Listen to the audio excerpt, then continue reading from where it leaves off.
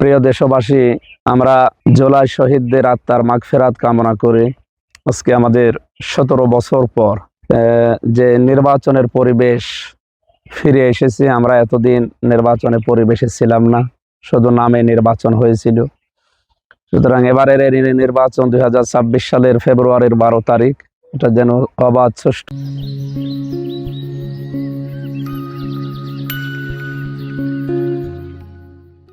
এবং নিরপেক্ষ হয়।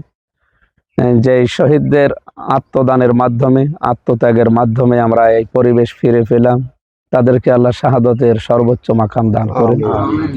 আর কোরআন থেকে আমরা জেনেছি যারা শাহাদত বরণ করে তারা মরে না, তারা জীবিত। তারা এই পৃথিবী ছেড়ে আর একটা জগতে শুধু পাড়ি জমিয়েছে।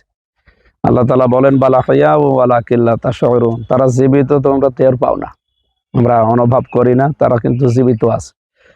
সুতরাং যারা এই প্রায় ১৫০০-এর মতো মানুষ জীবন দিয়েছে, এই মানুষগুলো শাহাদতের সর্বোচ্চ মাকাম পেয়ে তারা যেন জান্নাতের পাখি হয়ে ফেরেশতাদের সাথে ওরা জান্নাত পরিভ্রমণ করতে পারে, আল্লাহ সেই তৌফিক তাদের দান করেন।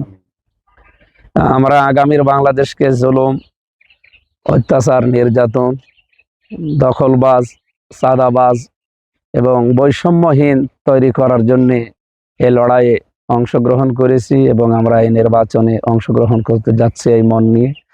সবাইকে আহ্বান জানাচ্ছি, আসেন আমরা দেশকে জুলুম, নির্যাতন এবং অত্যাচার মুক্ত করার জন্য, দেশি বিদেশি ষড়যন্ত্র থেকে মুক্ত রাখার জন্য সবাই মিলে চেষ্টা করি। এই নির্বাচনকে একটা অর্থবহ নির্বাচন উপহার দেওয়ার চেষ্টা করি। তরুণ ভাইরা যারা আছেন, প্রায় 4 কোটির উপরে আপনারা আছেন এই দেশে ভোটার, আপনাদের বিবেকের উপরে আল্লাহ রাব্বুল আলামিন যেন রহম করেন।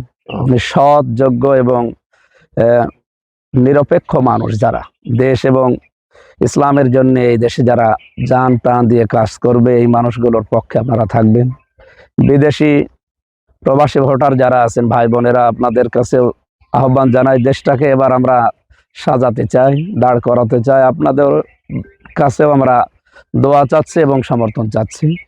এদেশের 18 কোটি মানুষ এবার একজোট হয়েছে, এদেশে ন্যায় এবং ইনসাফ কায়েম করবে ইনশাআল্লাহ। আল্লাহ যেন আমাদের সহায় হন, আমিন।